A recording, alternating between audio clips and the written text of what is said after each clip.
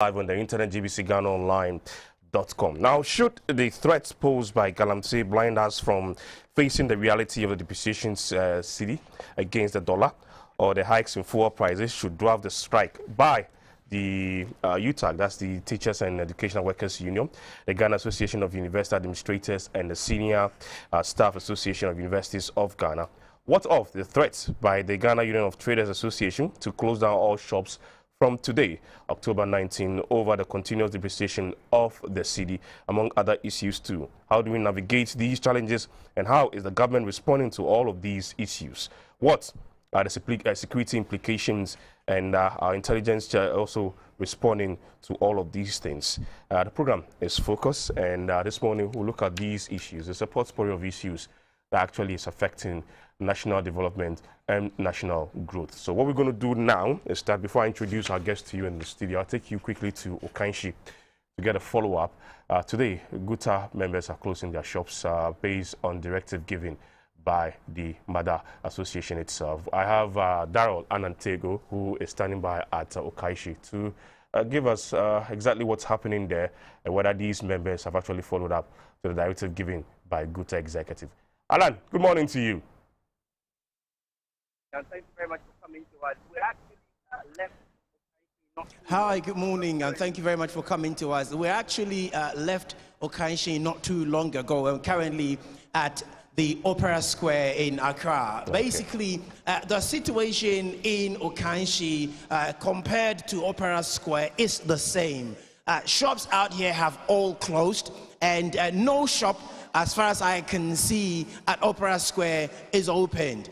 All the way round from when you enter the Opera Square and you come up all the way towards where they sell the electricals and electronic goods, no shop is currently open.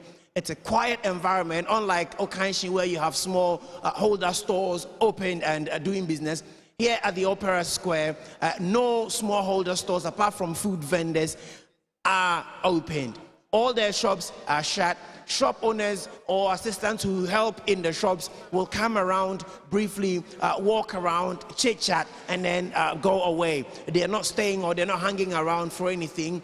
Their shops are shut. I engaged a few of them who raised just about the same complaints as those in Okanshi, who were blaming the high cost of buying the dollar or doing business with the U.S. currency, the American dollar, as its weight compared to the Ghanaian cedi. There's nothing to write home about. A few would refer to their capital at the beginning of the year and what it is today. I asked a few of them who are insistent that no matter what happens, even if GUTA wants them to come back, they're not going to come back. They would reconsider their coming back if it will be beneficial to them, because they won't want to come and do business and run at a loss. If anything, they want to do business and make some profit. They can't wake up every day, come to work and not make any profit in the same process, losing their capital.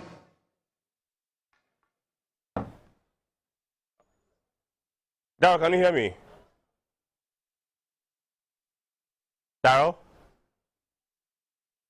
Yes, I can hear you, sir. Sure. Okay, in Okanshi, I remember when we spoke this morning. Yeah, in Okanshi, we spoke this morning on radio. Some traders had their shops open because they're not members of GUTA. I don't know if it's the same situation at the Opera Square this morning. Quite the opposite when you come to Opera Square. In that, at Opera Square, I have not seen just one shop open in defiance to. I have not seen even just the one shop who opens in defiance to GUTA's directive to say you don't have to open a shop. They all are shut. I see just the one office who operates what seems to be like a mobile money agency. That is the only shop out here at the Opera Square currently opened. Every other shop, as far as my eyes can see, is shut, and they're all saying the same thing. They're members of GUTA. GUTA fights for them and is fighting for them. GUTA has directed them to shut their shops, and that is what they will do. They will not go contrary to what GUTA has directed them to do, they said. They're not going to make sales, and that might affect their living conditions in terms of taking care of their family, since nobody is even going to buy from them because the shops are closed. They're not worried about that.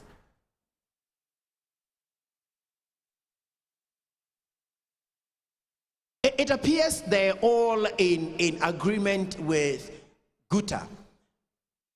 Whether it will affect their families immediately or in the future, they seem to think, or they seem to have the view that what GUTA is doing is in their interest. Even if not immediately, in the long term, it would help them. And so they're ready to go through what seem to be pain now and relief in the future and in the long distance, really. All right, Darrell, we'll leave it here. Thank you very much. So that's Darrell Alan Tego, who is our correspondent. He's been to Okanshi already. The situation is the same. The traders have closed their shops, and this is a directive given by GUTA, at least to quote-unquote protest the challenges we're having within our economy concerning the rate at which the cedi is depreciating against major currencies, especially the dollar, which GUTA members trade with a lot, and based on importations of items that we get into the country.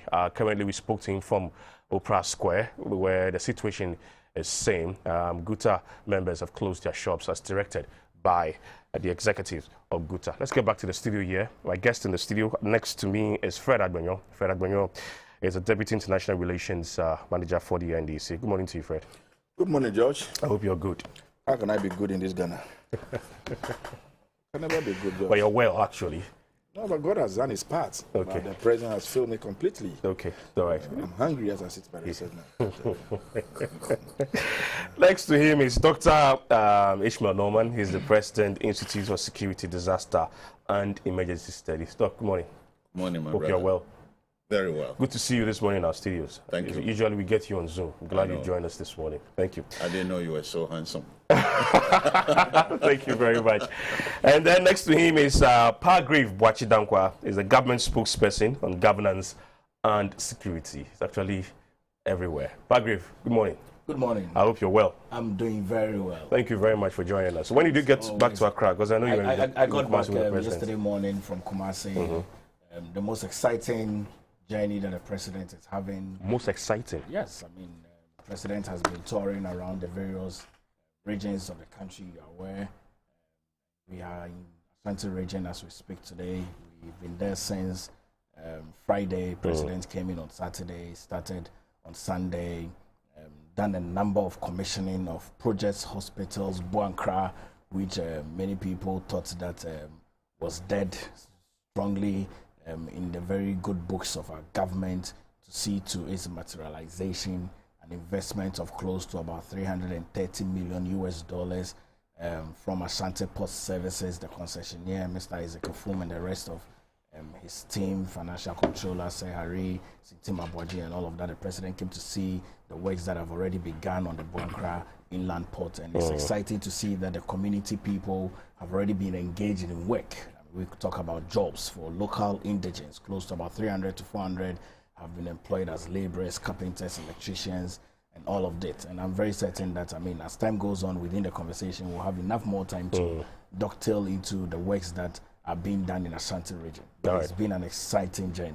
And I'm happy to be on You saw the video of those quote-unquote Hutu Obuin as the president? Well, what I did see were that people were cheering and welcoming the president. I mean, you didn't see that video? No, so you see, you know, I know that for the media. It's just a question. Well, no, so yes, yesterday I saw the video.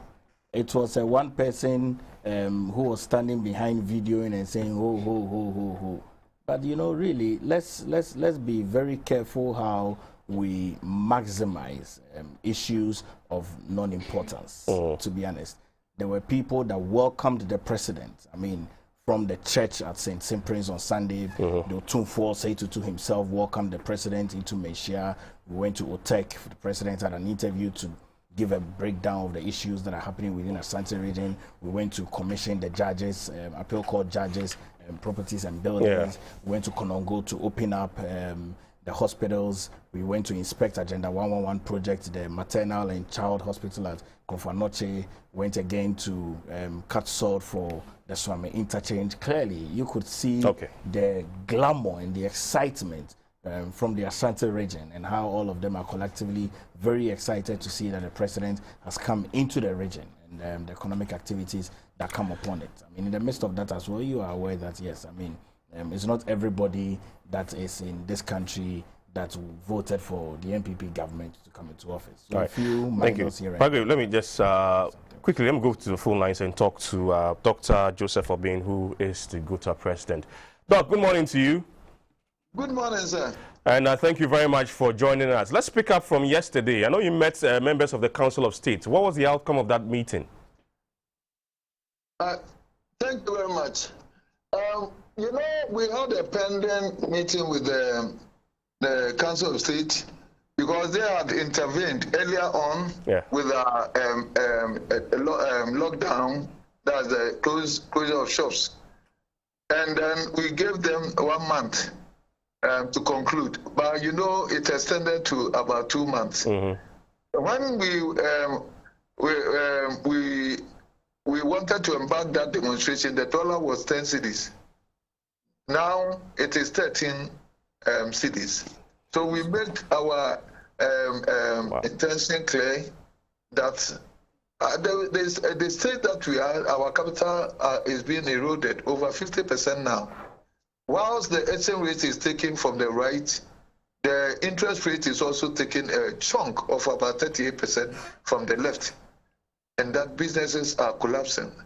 And that, with all due respect, we communicated to them our intention to at least let the government know the sense of urgency in our situation, that we want to express or give a pinch to government to know that our capitals are being depleted. We can only tell our own story.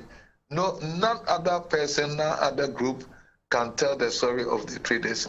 And this is exactly what we are communicating to the government. We are also communicating to the consuming public that we are not the cause of the price hikes in the market, because sometimes even in your station and all that, when people are arguing and all that, they say the traders are profiteering, they are taking advantage of the situation. It's heartbreaking when you hear such things being alluded to us. Then we also have our foreign partners who give us suppliers credit to send a message to them that once we are not able to service our indebtedness to them, it is not deliberate, and that we have a peculiar problem in our country. And for how long are you going to continue with the closure of shops? Okay, so the members themselves are the who are driving this particular closure of shops, because they say we have to do something, and then we've given it to them. They are saying that they will open their shops on Monday. They open their shops when? They will open their shops on Monday, God willing. On Monday? Yeah, yes, please. All right, so it's just from today all the way into the weekend, and on Monday they open their shops? Yes, please. But on Monday, the challenges and the situations you are talking about still have not been solved, or will not even be solved there. It's not, we are not giving anybody ultimatum. We are just sending a message that, that's what I said, that we are giving government a pinch. Yeah. Them know that there's a sense of urgency. The fact that our capitals are being eroded, and rather very fast. Let me give this illustration so that you understand. Sometimes you think that we are over-exaggerating our point when we say that our capitals have been... early the year, that's January, your capital, or your capital, yes, if it is 620,000 Ghana cedis, I'm using it for simplicity of the calculation I'm making. Yeah, it's 720,000 Ghana cedis. Because we started the year with 6.2 Ghana cedis per dollar, you were able to buy $100,000. Now, as I'm speaking, your capital, the 620,000 Ghana cedis, can only buy $47,700.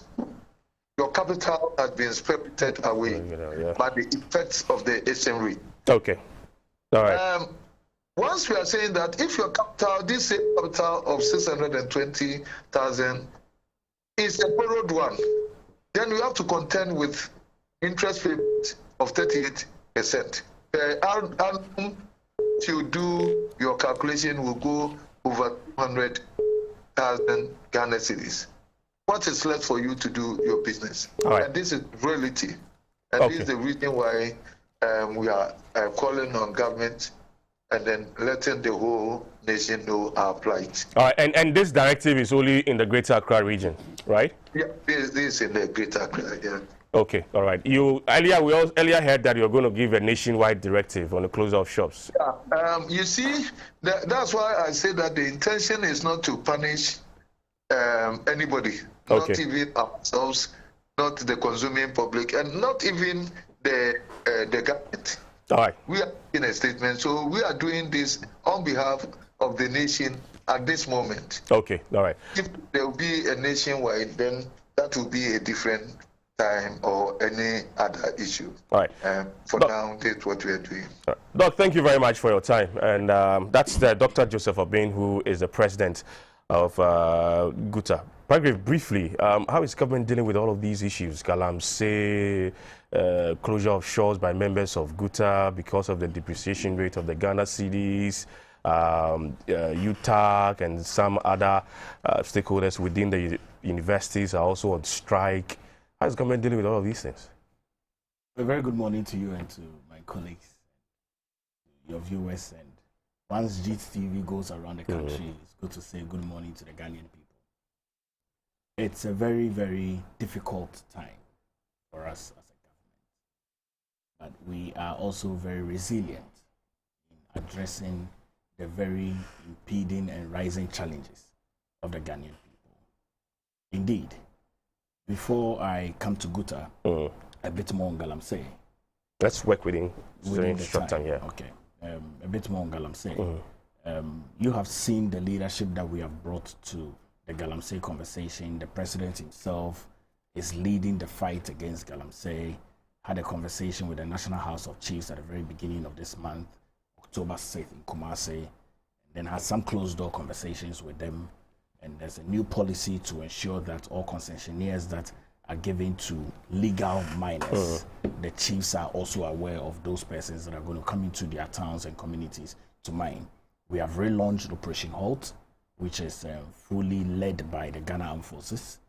And we have also given a list of all legal concessions and legal miners to the military.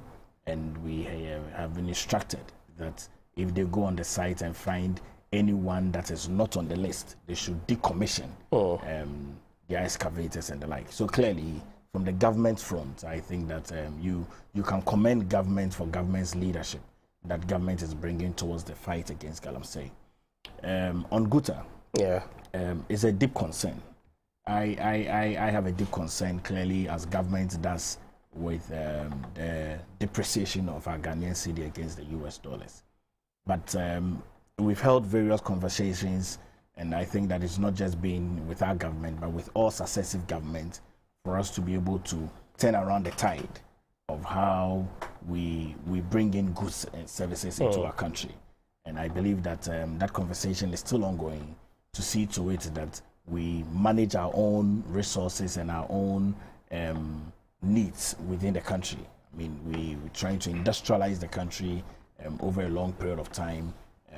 We felt a pinch of that, but I believe very well that the needs that have arisen and the issues that have arisen, government is going to be addressing them very soon to ensure that the goods and services that they have bought into their shops, which they are right. If you do the calculations, it's very right. Yeah.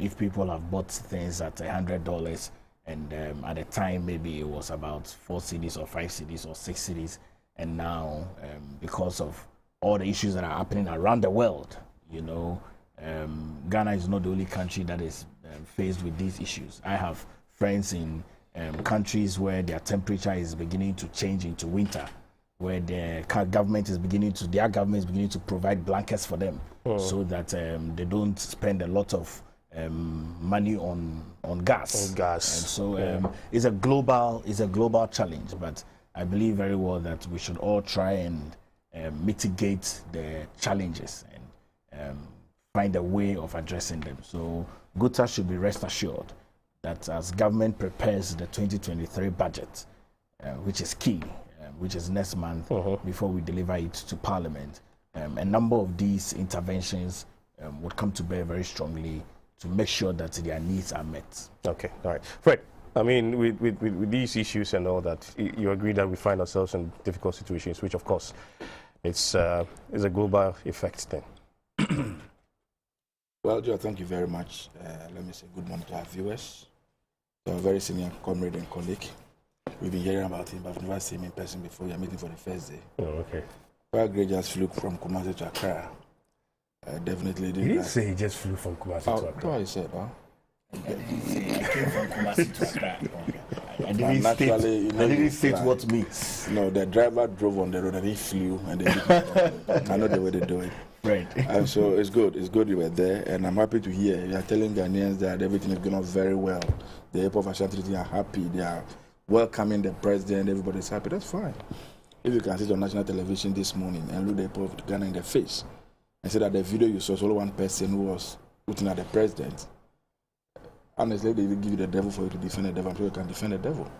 If you can defend the situation looking Ghanaians in the face, if you have to defend the devil, I'm sure you can defend the devil. But that's just by the side. George, we are not in normal times.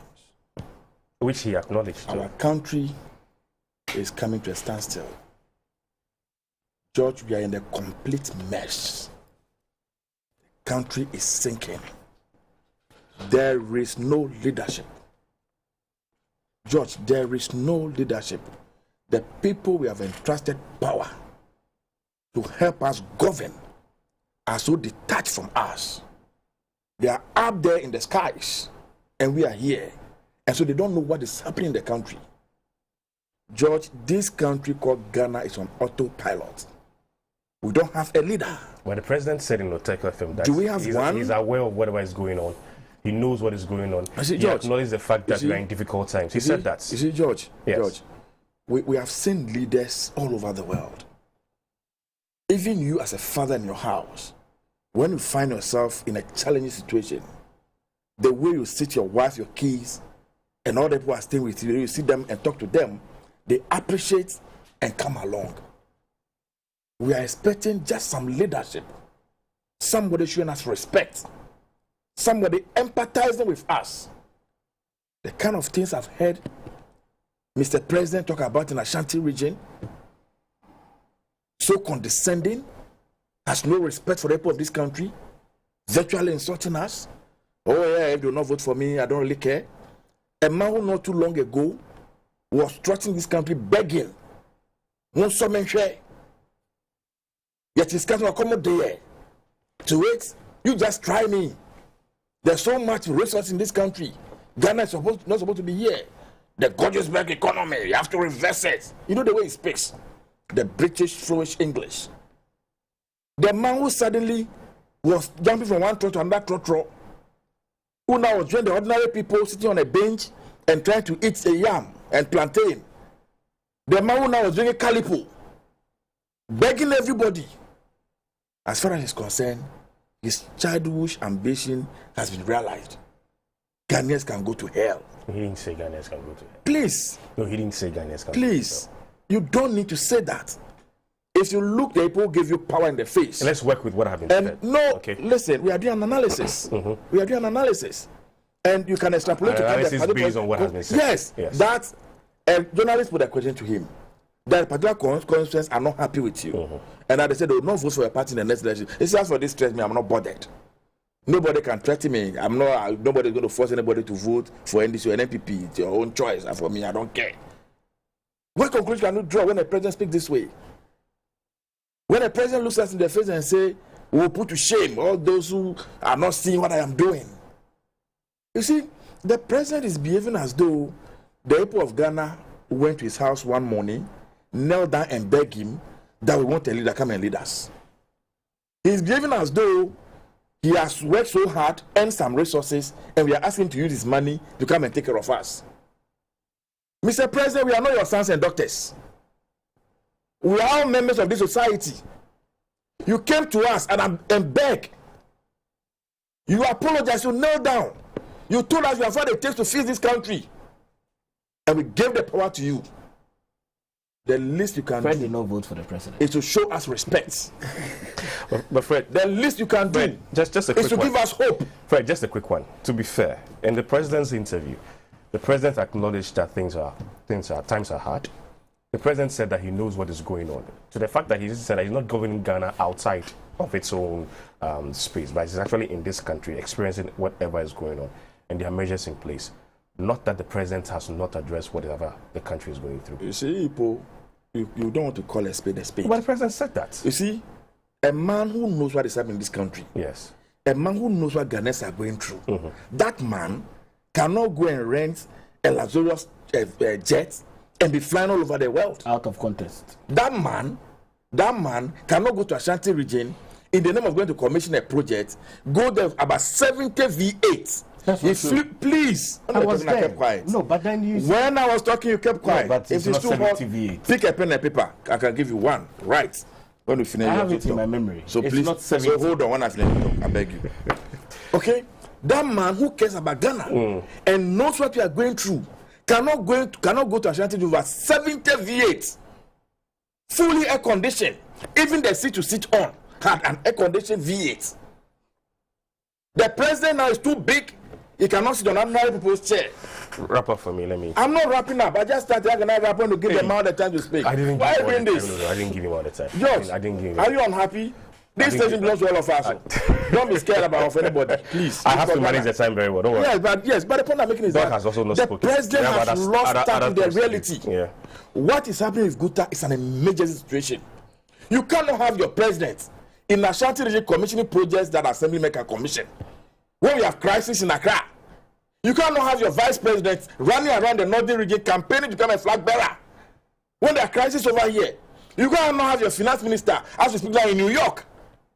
Are we joking? Are we kids? We are taking that for granted. And when they tell him that your finance minister is doing well, reshuffle him, he tells you, oh, he's doing very well. The man is doing well, why should I reshuffle him? I know he's doing well. It's making money for him and his family. So he's doing well. Ghana can go to hell. This president, the amount of money this government has got since they came into office, at the time they came into office, in 2017, our total indebtedness was about 120 billion Ghana cedis. Today, as we speak, it's almost 400 billion Ghana cedis. COVID that they are blaming all their problems on. COVID alone gives you about 35 billion. You went to parliament to tell her that you spent about 19 billion on COVID. So by now, should you have surplus money? Okay. Meanwhile, there are leaked tapes where you were sharing the money to your party people just because you want to win an elections. Now you are blaming Ukraine for everything. Even Ukraine, where they are fighting, just a week ago, we saw grains moving from their factories into other countries. We saw it. Grains were moving from Ukraine. You are beginning and suddenly when they throw the bomb from Russia, they jump over every country and they land in Ghana. Boom. They land only in Ghana. Right. What is it? If you have a government that is not ready to take responsibility, Yeah. you have a government that is not ready to just admit that, listen, we got it all wrong. Our policies didn't work. We didn't set our priorities right. We mismanaged. We embezzle the money. Ghanaians, forgive us. Let's sit down. Let's see how we can face it. That's how leaders behave. Right. You are passing the buck. You are blaming everybody here and exonerating yourself. Let me move to Dr. Norma. I'll come back and our next stretch we'll see how best we can actually find solutions to some of these things. Look, I don't know why I don't want me to talk. but you've spoken. I'm You have gagging you. Yes. No, I'm not gagging you. He's spoken over The 30 word minutes. gag is just the wrong word for Spoken you over to 30 use. minutes. All right, Doc, with all of these things happening, I mean, I'll find out first from you before that, I mean, with the Galamsey issue, but with all these issues, what's the security implications in all of these things? GUTA, UTAG, and the depreciation of the CD, Galamsey, and all that. Yeah, thank you very much, George. And I'm quite happy to sit between these two. I'm getting bombarded. I think it's good that there is strike action by UTAG. I'm not too happy with the approach GUTA has taken. Okay. Dr. Obi is a man I respect a lot, but it's like you are in a boxing ring and you're going to tell your opponent, I'm now going to throw a blow, so you duck when I throw. That's not the best way to get the attention of the government. The government has not paid attention to you. The government is not doing anything to arrest the city which was once in a long time ago, was arrested and the key given to an IGP, which actually escaped from prison and is running all over the place. So you don't tell the government that you're going to go on strike. You don't tell the people that prepare, because on the 19th we're going to go on strike and then we're going to open on Monday. It's a lockdown. It's a willful lockdown by GUTA. It doesn't send any message to anyone. Really? Really, it doesn't. Because the people, myself and others, will suffer because they can't go to the shops to buy from them. You could have bought your things between today and Monday. It's not far. We have Saturday and Sunday. Most people don't actually do this kind of shopping. So, I mean, what's the effect? The best thing should have been a surprise one and prolonged one. So if they don't have insurance for their members, they should take insurance so that when they go on strike, the members will get income to support their activities so it can be prolonged. Next time they are doing it, they could probably call and I will provide advice for money, of course. But the best way also could also be not going on strike. Or the best way not to go on strike. They don't choose to go on strike. They are businessmen and women. So this strike action they are being compelled by the circumstances, but the approach is not very effective. All right. So next time they should do it well. It should be surprised and prolonged.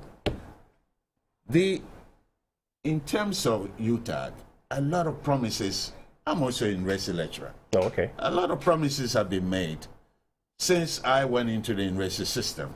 And every year after year, they promise, they fail. Then a little carrot is dangled in front of them. I think this time UTAG should really make a bite. They shouldn't run because they promise them that in 2 months or 3 months they will do it.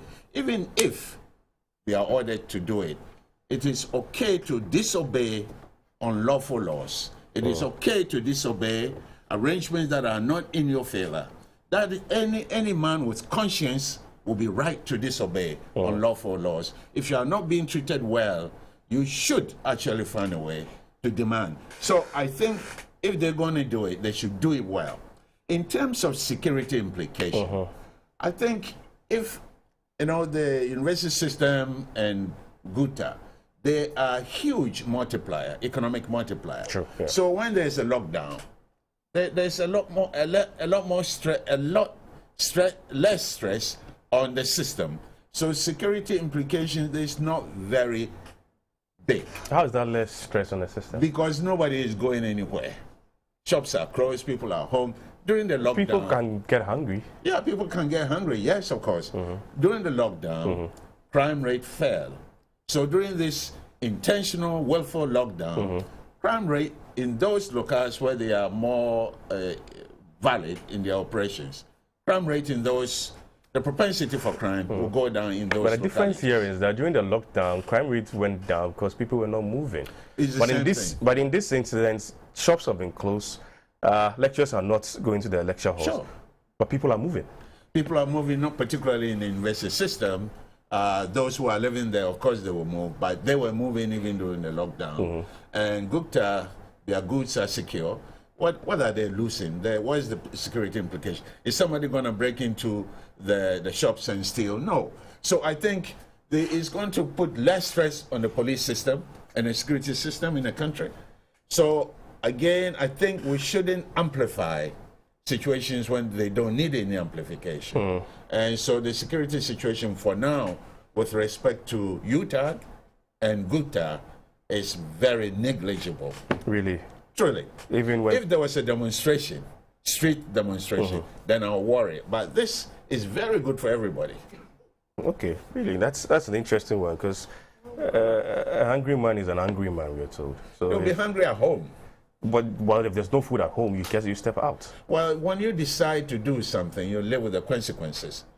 It's UTAG that decided to go on strike. It's GUTA that decided to lock down. Yes. So you live with the consequences, and it's presumed that you have prepared for the consequences. So I don't think anybody is going to go hungry for the next 4 days. Those that are GUTA members or UTAG members, they're not. Government will still pay them, won't they? All right. Let's talk about Galamsey and the involvement of the military.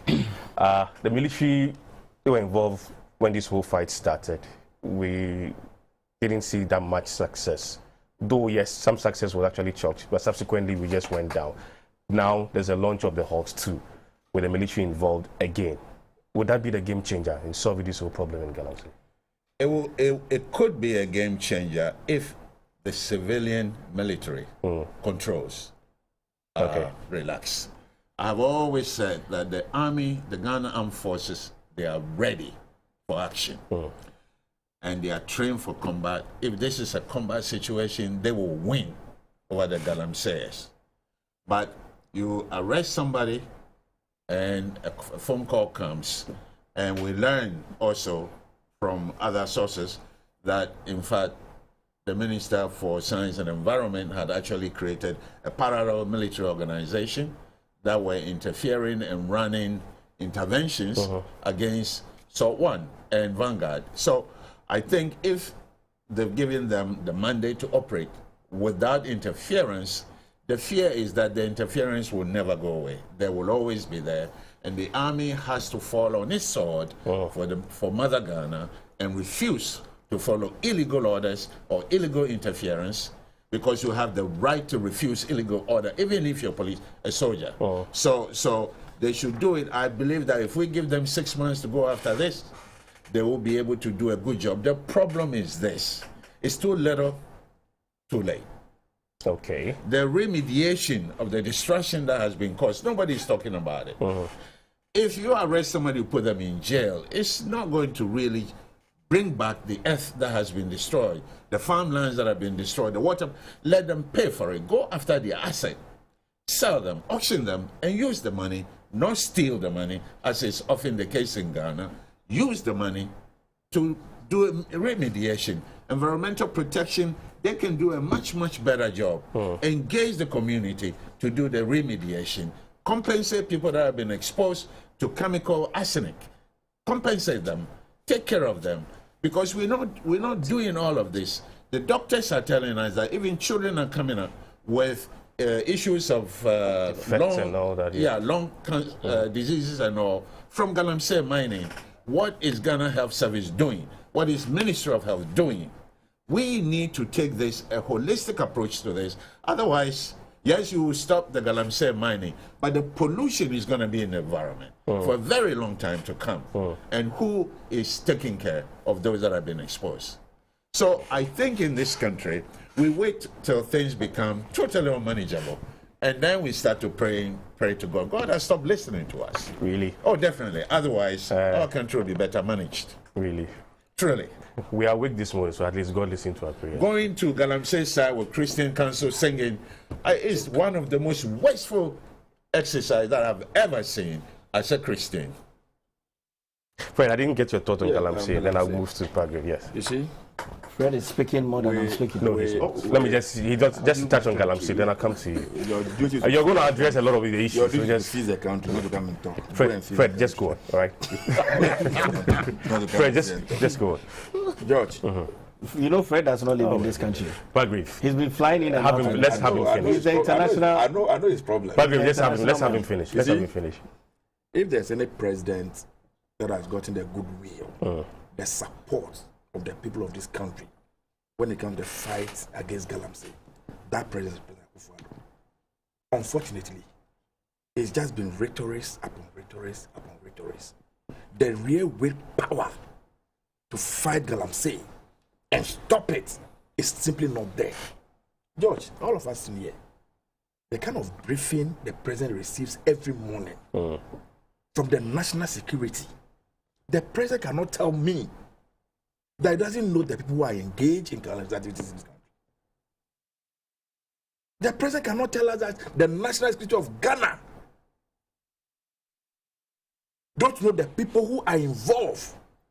What we do often is that we go for the young boys who are just looking for survivor, who now go to the peace and go and work. The business moguls who live in Accra, who live in the cities, who buy the excavators. Are you telling me that our national security don't know the people? Recently, the Minister for Lands and Natural Resources said that they're going after such people, the financiers. Well, we know in this country when the former Minister of Local Government, Haji Halima Mahama, who is now the ambassador to the US, said that he knows the DCs And they're going to put their names out. Were we not in this country?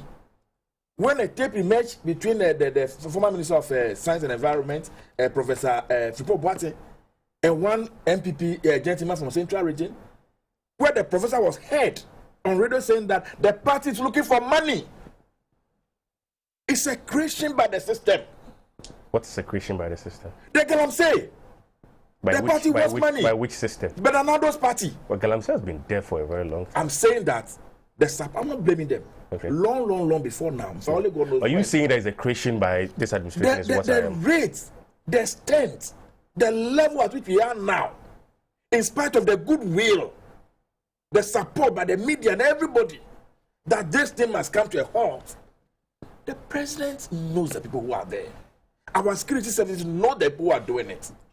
If indeed they are minded to stop it today, they can stop it. See, the military, Ghana's military, you can hold them in high esteem. They are human beings if you make mistakes. But if you visit Bema Camp, if you visit Elwak, and you see where our military men and women are living, there are fridges and everything outside, and you send them to a Galamsey site, and 1 minute compromise can change their destiny, they will not go for any peacekeeping. Oh yes. But they did it before. They will not go because they know that before, when they arrest these people, the political power will come and say, release the person. When we know in this country, when this same Asha, whatever they call it, one was arrested, what did the senior minister say? He said, arresting this man, putting in a jail, not our problem. I wanted to go. Right. Today, as we speak, government said they are prosecuting Aisha 1. Attorney General is in court. The immediate past chairman of MPP is one of the lawyers, defend the 4 others.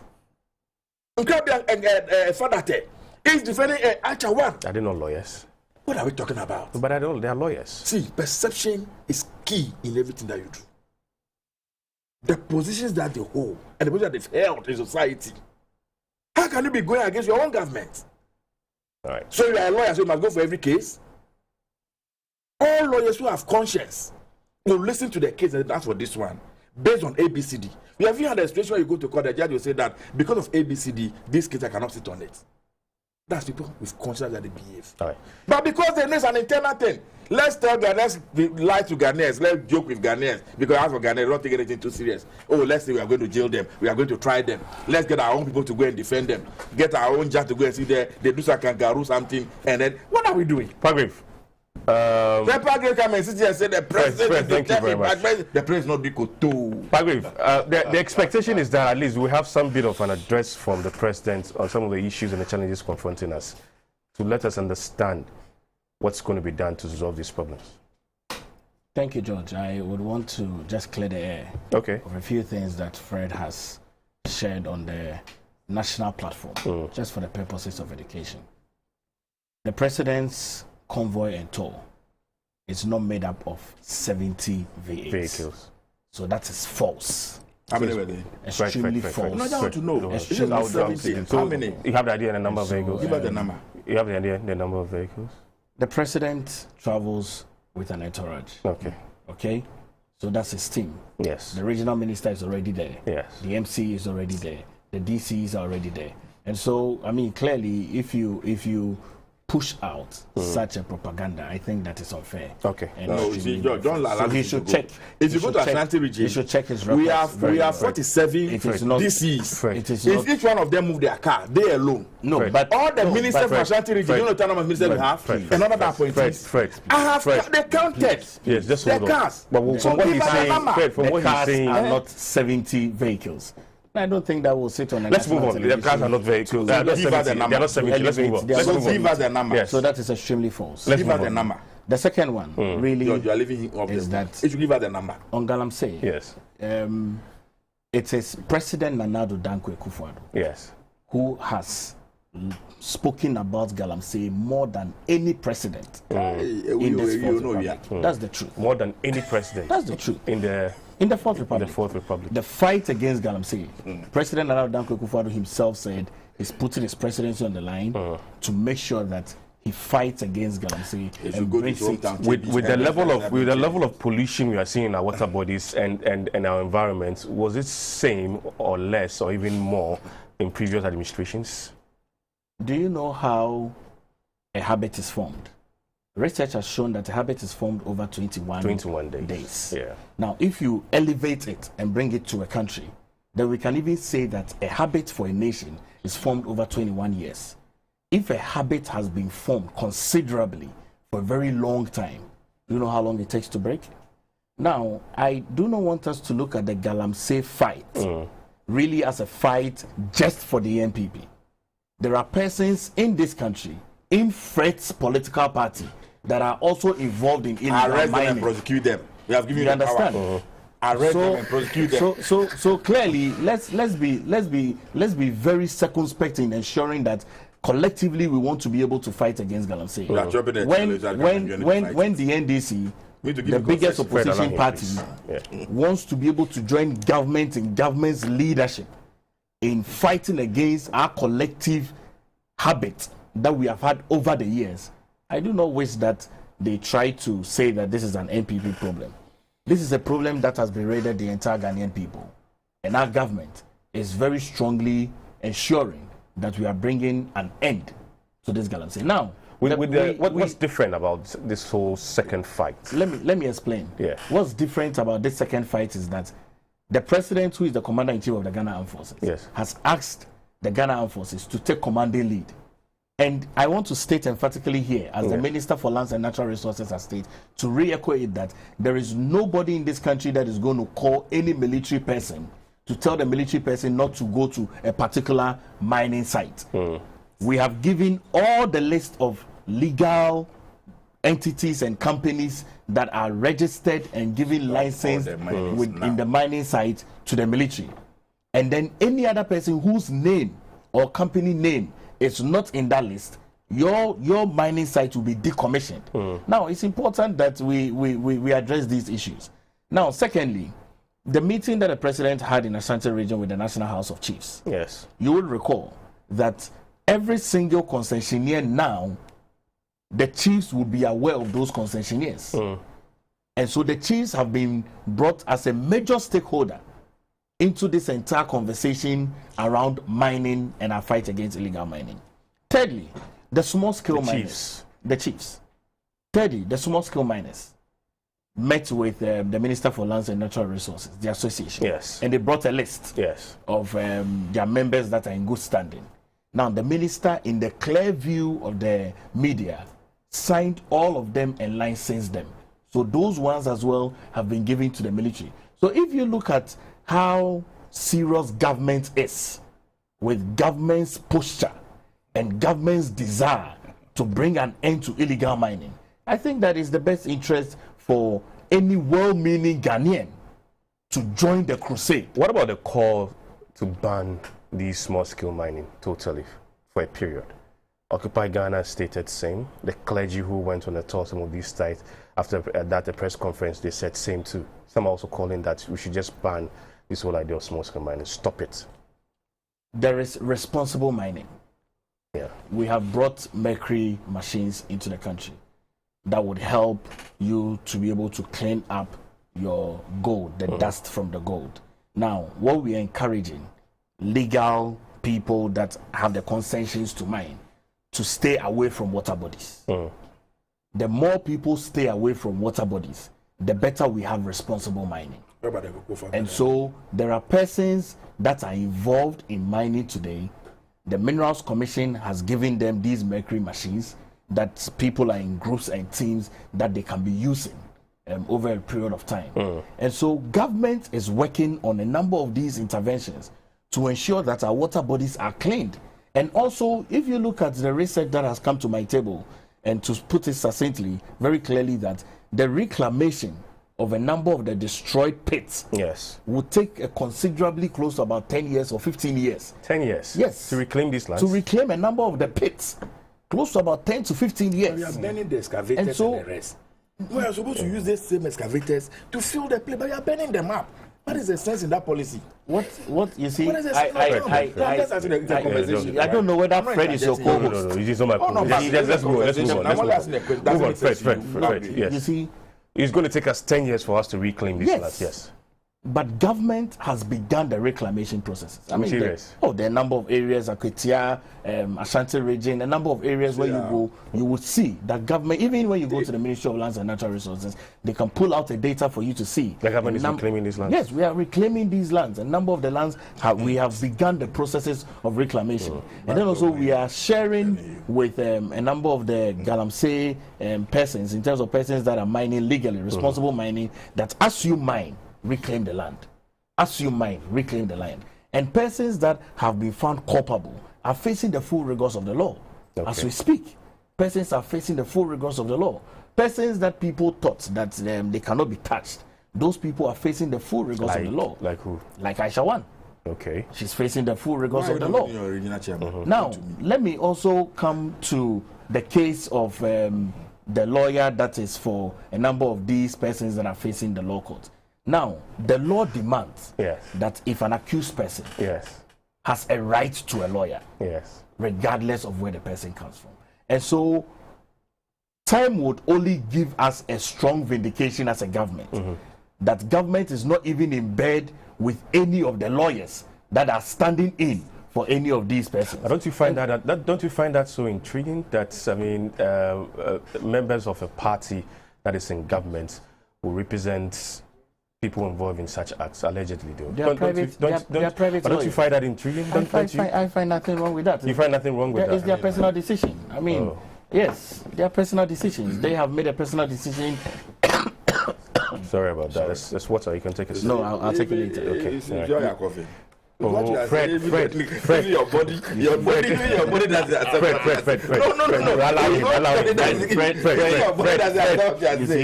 please. You see, I'm going to give you. And quick paragraph, then I'll move to docket. You find nothing wrong with it? No, you joke again. Fred, allow him, please, Fred. Okay. Fred, you see, I told you Fred does not live in this country. Just ignore what he said. You see, he's just been flying in and out of the country. You said you find nothing wrong with that? Well, it's their personal decision. And every person in this country has a right to a lawyer. I asked whether it's intriguing because, I mean, the president has put his presidency on the line. And this is the leader, first of all, of the country and of the party of which is in government. And members of that government who actually represent people who allegedly are involved in things like this. But that's our former chairman. We have a new chairman. But he's still a member of your party. It's not a problem. It's the cabinet. You understand? He's a former chairman. But he's still a member of your party? Yes, we don't rule that out. But he has a private life to live. He's a board chairman. You understand? It's a private life to live. He's a lawyer of reputable nature. You should allow him to be able to practice the law in the manner in which he understands it. You understand? So that is not a problem.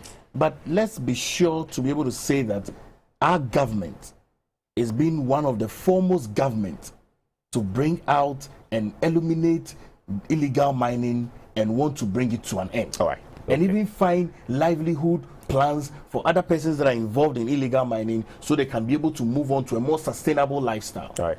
Okay, let's move on. We're just going to move to our final stretch because our time is right now. Doc, this NDC MPP thing, would it help us solve this whole problem of Galamsey? Because NDC is saying this, MPP is saying this, NDC is accusing MPP for this, MPP is also accusing NDC that this. Would it help us fight this whole thing?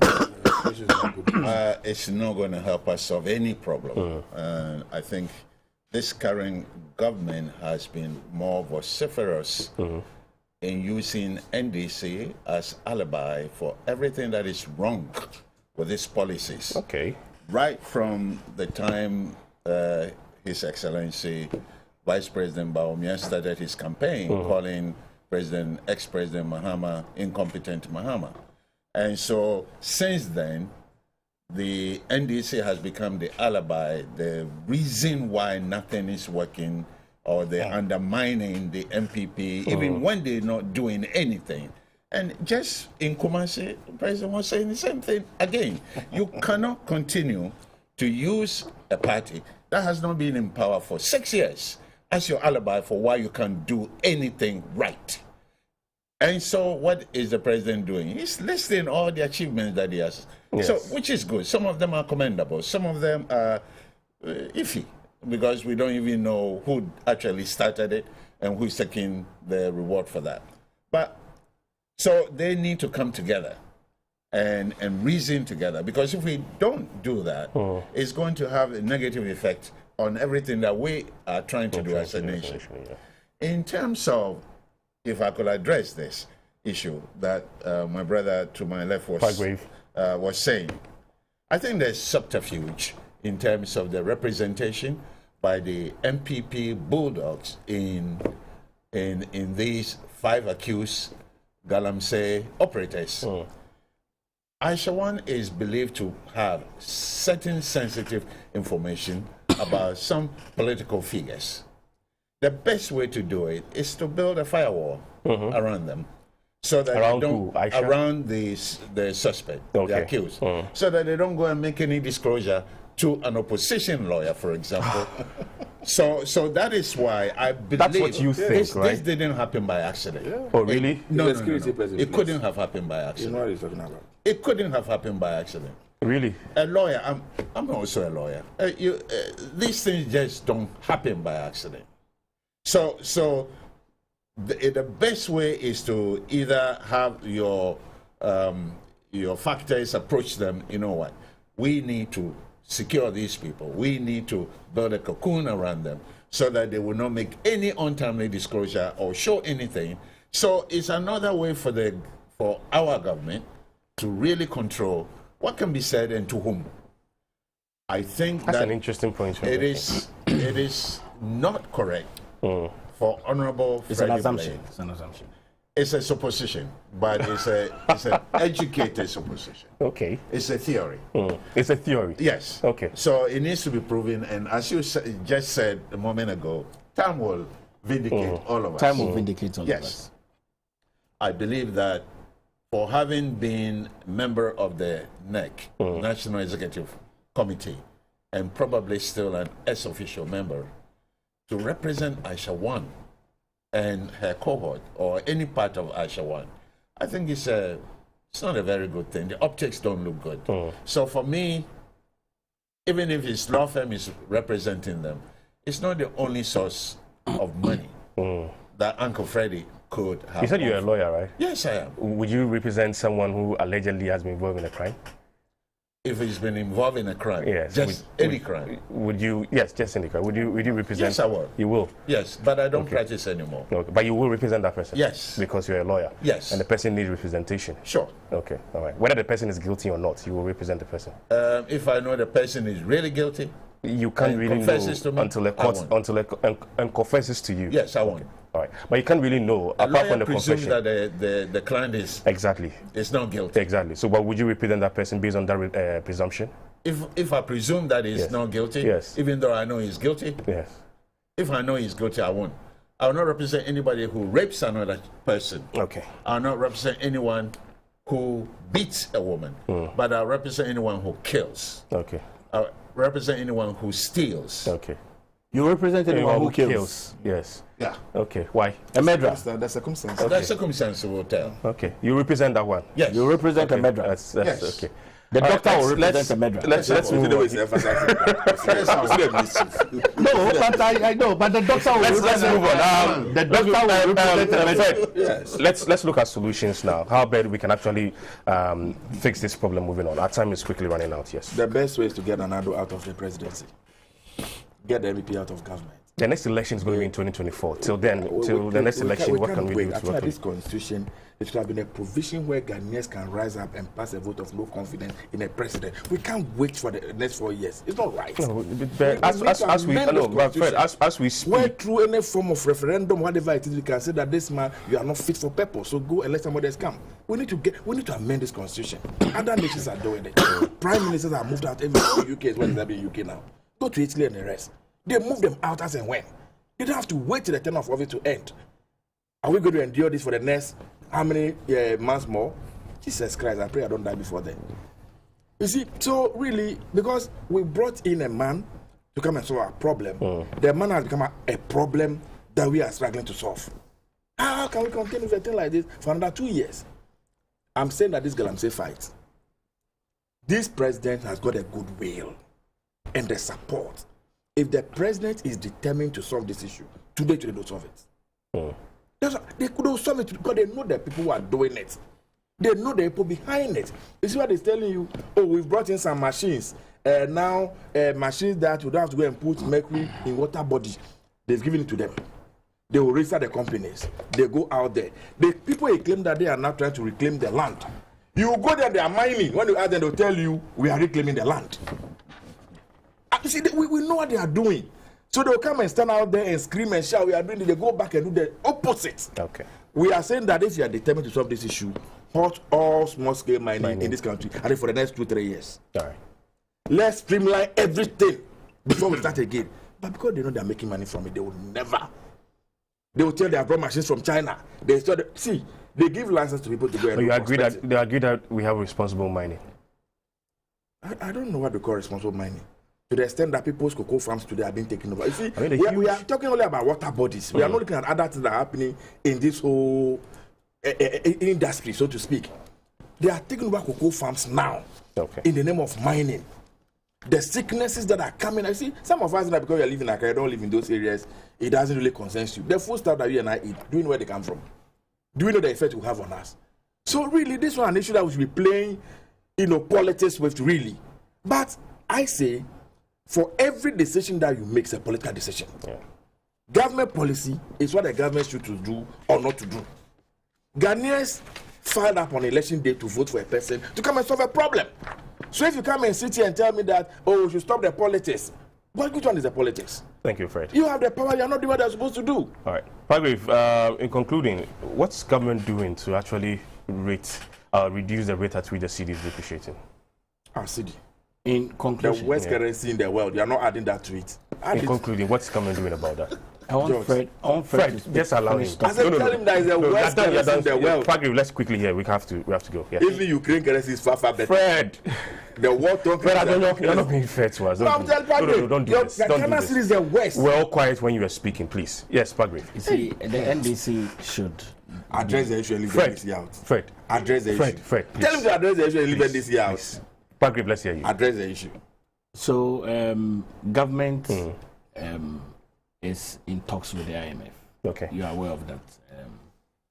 The economic team is in Washington together with even the minority side of Parliament on finance are also in Washington in meetings with the IMF. I'm very certain that a lot of the depreciation of our cedi against the US dollar would come to a complete end by the end of this year. Okay. I'm very so that means that the IMF is the only way out. The IMF is not the only way out. You know that we put together our own homegrown solutions. I mean, a number of them, or the number of interventions that we put together from the very beginning of the year, government cut down on expenditure close to about 30%. Expenditure, government cut down on salaries. Remember that all of those cut downs are still ongoing as we speak. But it's still not working. No, but then all those cut downs are still ongoing as we speak today. Government introduced one of the most innovative tax policies, which was kicked against clearly by the minority side, as though they are not Ghanaians, as though they are not, as though they are not Ghanaians, as though they do not live in this country. Okay. But I'm very certain. I have always stated that, you see, the test of leadership is in the future. Okay. The test of leadership is not just when it is in the present. The test of leadership is always in the future. But I'm very certain. I'm very certain that by the end of the year. By the end of the year, we should. But there's some also saying that if care is not taken, that support might come the first quarter of next year. Yes, but once the IMF mentions very clearly that they are going to be giving money to Ghana, you would see that the market values would begin to react positively to just by announcing. Yes, but also to state that today is the last day for the president in Ashanti region. President would inspect the construction of the road in Sampase Asperi, and then inspect Agenda 111, and then the president would also inspect the construction of the Riankwanta Obuasi Road. The president would inspect the trauma accident hospital for Agenda 111. This one I should even give you an invoice for that. Today, thank you. The president is doing that. Thank you, Fred. No, I'm going to move to Doc. Doc is going to give us the final words. No, but Fred has spoken. Doc, wrapping up, Doc, the way forward for all of us. I think the way forward is that these two parties, if they start collaborating, it will help everyone in the country as well. I wonder if they will ever collaborate, because the schism has been so big and the insults have been too many for anybody to forget the past. So I think going forward, until we change government, it's just going to be parallel lines and they will never meet. What happens to the Ghanaian, the ordinary people, myself? Yes. We are in the middle. And because most of us pretend that we don't care, nothing is going to change until we, the people, take the law into our hands. But we're not willing to do that because many of us are too comfortable to actually go out there and demand for real change from either side of the political divide. Right. Most Ghanaians want somebody else to do the dirty work for them. Okay. It's not going to happen. All right. We'll leave it here. Thank you very much, gentlemen, for your time. We have to go. No, I have one more. Thank you very much for your time. Thank you very much. Why are you protecting? I just pretend not to hear that one. Next, we're going to talk about issues concerning entrepreneurship. We'll be right back. Don't go there. You don't we'll go right back. You see? I'll pretend not to hear that one. Your government.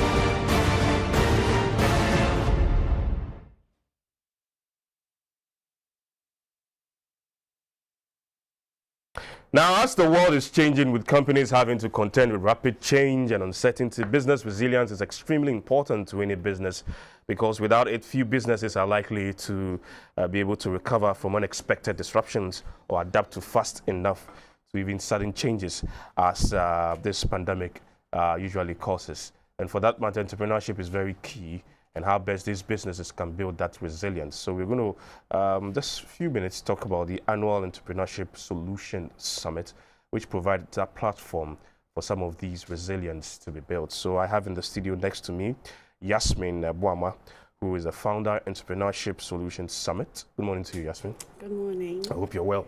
Good, thank you. Thank you too. And then Kweku Yeboah is an advisor, Ghana German Center. Kweku, good morning. I hope you're well. Yeah, all right, just quickly, Kweku, let's look at how bad SMEs have been affected by the current economic challenges that we're facing. Briefly on that one, then we'll move into the summit. Okay. Thank you. Greetings to your viewers. I think generally one would say, having a greater look at the spectrum now, the situation is not that friendly, one will put it that way. Businesses are challenged, if I'll use that word, across board, raising capital, expansion, employees, retention, among others. Yeah. So generally the situation is not as before. It's not as before. All right. Yasmin, you have something to add? Yes, even like getting funding from banks, or even how do you even find funding? It's not as it was before. It's much more difficult now. And we're in a global situation with high inflation and everything else. So SMEs are currently struggling in terms of how are they going to survive?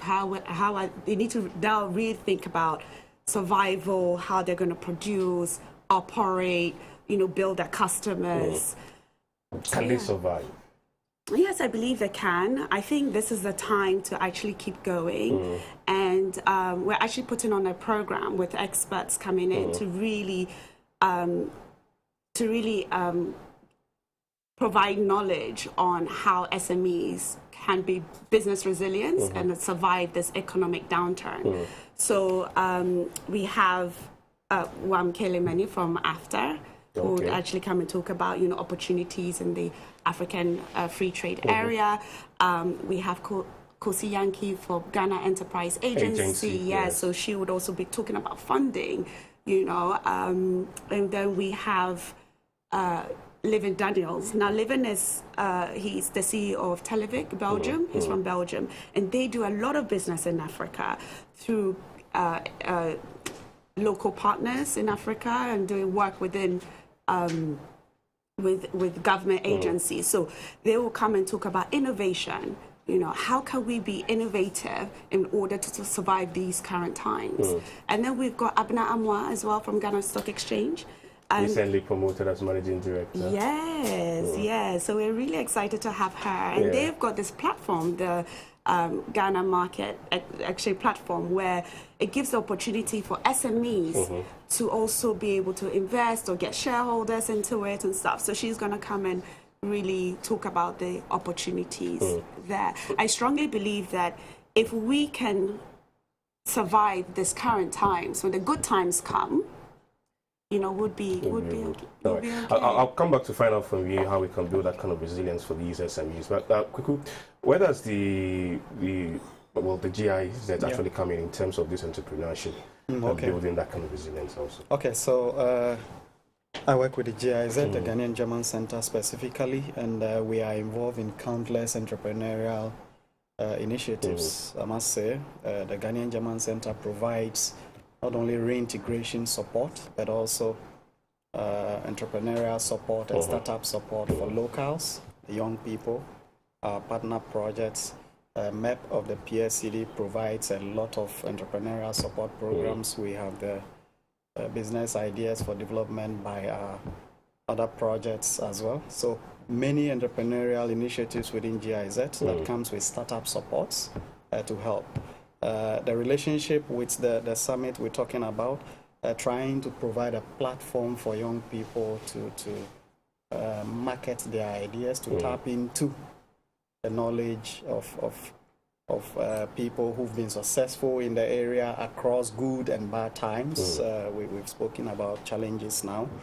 And the idea is to present this opportunity for entrepreneurs, especially those startups, to be able to tap into this knowledge and be able to respond appropriately to the situation, and also to build up later. Right. With your experience so far, can everyone become an entrepreneur, or anyone become an entrepreneur? I think there is some form of entrepreneurial zeal in everybody. Okay. The desire to survive is entrepreneurial on its own. And therefore, of course, it's not cut out for everybody to be a successful entrepreneur. But everybody has his own way of surviving as an entrepreneur. And so I wouldn't say it is not made for everybody. There are streams of entrepreneurship. There is someone who is doing a $5 million entrepreneurial project. There are others who are back in the villages and in the peripheries of our cities, doing very well, taking care of their kids, their families, and so on their own ideas. So yes, everybody can do something to be able to take care of his family. I also believe that you can be entrepreneurial in a company. You can have these entrepreneurial qualities and work within an institution. So you don't necessarily have to run your own business to feel like you're an entrepreneur, but you can actually display some of these qualities in different... And get people to actually work behind it. All right. In providing that kind of support and the funding too, how does it work? Do you totally let them go through various means of screening before you determine which one is viable, knowing very well that, yes, you want something that can stand the test of time? Sure. I mean, our center, the GGC, for instance, and I must add, we work in partnership with the Ministry of Employment and Labor Relations. So it's an open center, anybody walks in. We are not selective as to who to support and so on. However, the entrepreneurial process starts with coaching sessions, development of ideas, business ideas, and then you are able to get some of these supports that we give to help you. So you must have a certain conception of what you want to do, and that is why such opportunities to tap into the ideas of those who've been through the beginning and have climbed and are probably plateauing now is very important. So you can be able to sharpen your concept. We provide this support. We also have projects that even support the registration of entrepreneurial startups. Okay. You know, and then comes the idea of providing you either financial support, financial literacy, basic. Do you follow up? I mean, after providing that kind of support, do you follow up to get to the stage of growth? Monitoring is key. We report on our success stories. So monitoring is key. We follow up on them. And I must say, even during the COVID, we had to more or less recapitalize some of them who were suffering as a result of the COVID challenges. You know? And that comes with monitoring and evaluating what is going on the field. Right. Yasmin, on how businesses can actually be resilient within this time, just briefly on that, I will talk about exactly when the summit is coming off. How can businesses actually be that resilient within times like this? I mean, shops are closing and all that, So I think businesses can look at partnerships as well. We can look at how we can work with one another to partner, whether it's locally, internationally, and also the opportunities of funding, you know, that would also help us to be a bit resilient. All right. I'm touching on partnership. I'm interested here. Is partnership something a Ghanaian? Is it a Ghanaian thing? Are we willing to move into areas concerning partnership? So we've had a lot of discussions on this, and most Ghanaians are not keen on partnerships. However, if it's an international company, then they are more interested in it. But the thing is with partnership is that you're able to actually share experiences. You know, you're able to share experiences, actually come up with strategies. So you can't do it alone, you know, and that's another way of expanding. Okay, so that's what we're looking at. If we can partner with maybe, because Europe is also saturated, they are looking for opportunities here in Ghana, or in Africa. So if you can partner with one of, you know, with a company and see how you can both grow. Okay, all right. When is the summit? The summit's on the 3rd of November at Labadi Beach Hotel. And who is invited?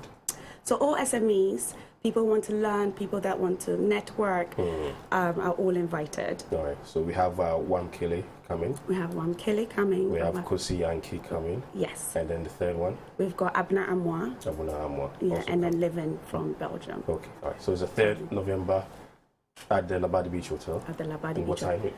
So it starts at 8, registration is at 8 o'clock. Okay. And then for people that want to attend, they can go onto our website, www.entrepreneurssolutionssummit.org. One word. Okay. Yeah, entrepreneurssolutionssummit.org.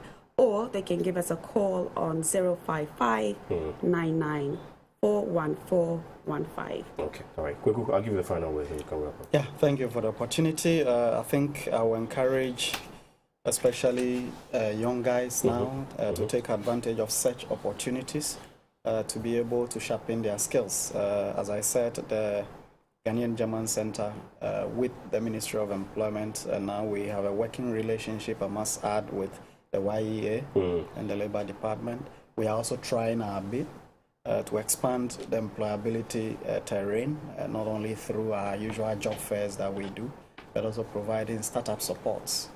And so people can take advantage of this to be able to go beyond the normal CV job search, but also to tap into their own skills as well to start up something. So skills development is very important. Yes, I always agree with you on that. Yasmin, thank you very much. Thank you. And then, yes. I just want to say thank you to my sponsors. I cannot be here without saying thank you to the Ghanaian German Center and Stanbic Bank, JMPL Mining Support, and Niche Chocolate. Okay, all right. Thank you very much. Thank you, too. You're welcome. We'll be around on the 3rd of November, too. Thank you. All right, so that's it for today's edition of Focus. Grateful for your time this morning. This program will be repeated this evening at 11 after a major news bulletin on GTV. So in case you missed some bit of it, you can join us at 11 this evening on GTV after a major news bulletin at 10. I'm George Sapper. See you when I see you. Bye-bye.